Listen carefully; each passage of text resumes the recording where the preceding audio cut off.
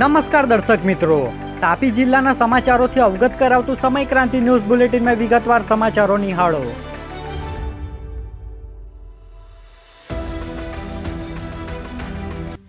સોંગઢની કૈલાસ લોજમાં આગનો બનાવ, 2 કર્મચારીઓનું રેસ્ક્યુ કર્યો. અંતે મોકડ્રીલ જાહેર કરાઈ. સોંગઢ ખાતે કૈલાસ લોજમાં આગ લાગવાની ઘટનામાં 2 કર્મચારીઓ બેભાન થઈ ગયા હતા. જાણ થતાં સોંગઢ પાલિકા ફાયર શાખાના જવાનો તાત્કાલિક સ્થળ પર પહોંચી આગ પર કાબૂ મેળવ્યો હતો. બંને કર્મચારીઓને 2 માળેથી સુરક્ષિત રીતે રેસ્ક્યુ કરી હોસ્પિટલ ખસેડવામાં આવ્યા હતા. સમગ્ર કામગીરી મોકડ્રીલ અંતર્ગત યોજાઈ હતી. વ્યારા સુગર સામે આદિવાસી ખેડૂતોનો રોષ ફાટ્યો. એફઆરપી ચૂકવણી મુદ્દે કલેક્ટરને આવેદન.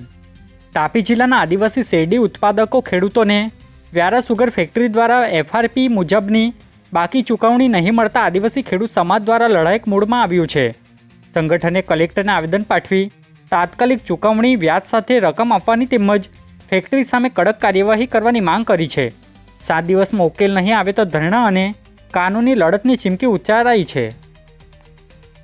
સોંગઢમાં શાકભાજીની ખાલી કેરેટે નીચે દારૂનો જથ્થો, એસએમસીનો મોટો દરોડો. સોંગઢના નમસ્તે સર્કલ નજીક સ્ટેટ મોનિટરિંગ સેલ ગુજરાતની ટીમે પિકઅપ ગાડીમાં શાકભાજીની ખાલી કેરેટની આડમાં લઈ જવાતો વિદેશી દારૂનો જથ્થો ઝડપી પાડ્યો હતો. પોલીસે અંદાજે 24.18 લાખથી વધુનો મુદ્દામાલ કબજે કરી 2 આરોપી ધીરેન્દ્ર દેવેરે અને વિકાસ મેઘવાલાની અટકાયત કરી છે.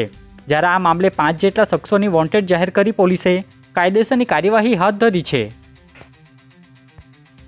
ઘરઘાટી ડ્રાઈવર સહિતના કર્મચારીઓની માહિતી આપવી ફરજિયાત, તાપીમાં જાહેરનામું જાહેર.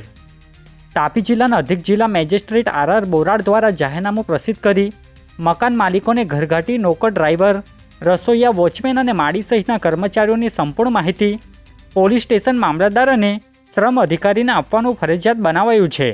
કર્મચારીઓના નામ, સરનામા, ફોટોગ્રાફ, સંપર્ક નંબર, અગાઉની નોકરીની વિગતો સહિતની માહિતી આપવાની રહેશે.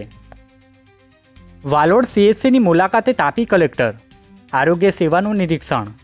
તાપી કલેક્ટર દેવ ચૌધરીએ વાલોડ સામૂહિક આરોગ્ય કેન્દ્રની મુલાકાત લઈ આરોગ્ય સેવાઓ, સારવાર અને સ્વચ્છતા વ્યવસ્થાનું નિરીક્ષણ કર્યું હતું.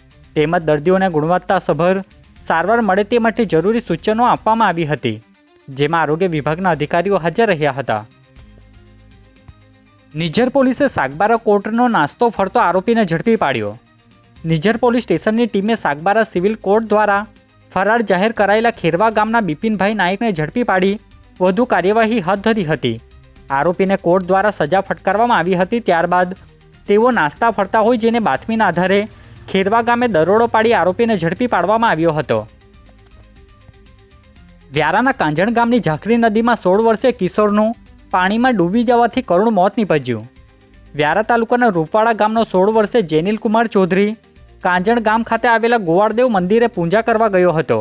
પૂજા કર્યા બાદ નજીકની ઝાંખરી નદીમાં નહાવા પડતા તે ઊંડા પાણીમાં ડૂબી ગયો હતો.